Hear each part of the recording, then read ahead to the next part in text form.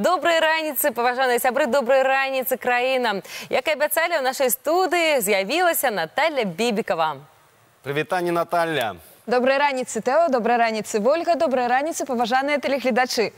Хто з вас жадае адпачываць культурна, хто жадае ведаць пра тэатральныя музычныя навінкі і прэм'еры, запрашае далучацца да мяне. Давайце разам атрымліваць асалоду ад чароўнага свету мастацтва. І сёння ў мяне для вас цудоўны падарунак. Квіткі на гучную музычную падзею, якая хутка адбудзецца ў нашай краіне. Музычны дом «Класіка» прадстаўляе серыю канцэртаў Кірыла Кідука і Андрэя Паначэўнага, якія выканаюць творы Сергея Рахманінаwa. 17 мая атрымаць асалоду ад вялікай музыкі змогуць жыхары Брэста, калі наведаюць Брэсцкі акадэмічны тэатр драмы. 18-го музыканты завідаюць у госці да гродніцаў. Канцэрт пройдзе ў Гродненскім дзяржаўным музычным коледжы. А 19 мая Кірыл Кідук і Андрэй Паначэўны выканаюць Рахманінаwa на сцэне вялікай залы Беларускай дзяржаўнай філармоніі. Дадам, што Кірыл і Андрэй, мабыць, самыя яркія прадстаўнікі беларускай фартэпіяннай школы ў свеце. Іх таленту віртуознаму выканальніцкаму майстэрству апладзіруюць гледачы самых прэстыжных залаў Амерыкі, Еўропы і Азіі. І каб трапіць на канцэрт гэтых выбітных піяністаў, трэба адказаць вось на якое пытанне. Музыканты будуць выконваць музыку менавіта Рахманінаwa. А вось з якой нагоды такі выбар? Чаму менавіта Рахманінаwa? Тэлефануйце, адказвайце, а ў мяне вось тым часам які яшчэ анонс. 11 мая Беларускі дзяржаўны тэатр юнага гледача запрашае на спектакль «Дзікае паляванне караля Стаху».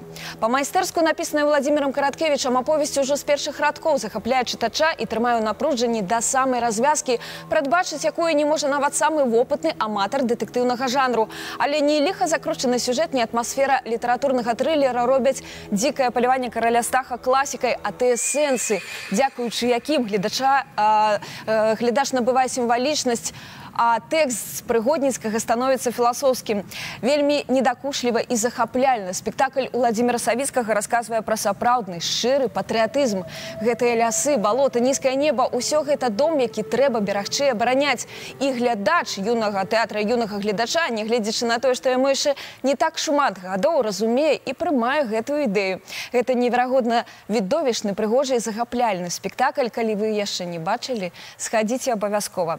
А ў суботу 12 мая вас чакаюць у тэатры імя Максіма Горкага. «Гарачыя матулі» – цудоўная і лёгкая камедыя Дэвіда Крыснера ў пастаноўцы Сергея Кавальчыка. Гэтую п'есу галоўны рэжысёр спецыяльна шукаў, каб аб'яднаць у адным спектаклі народных артыстак Беларусі Вольгу Клебановіч і Бэлу Масумян. І яны проста неверагодныя.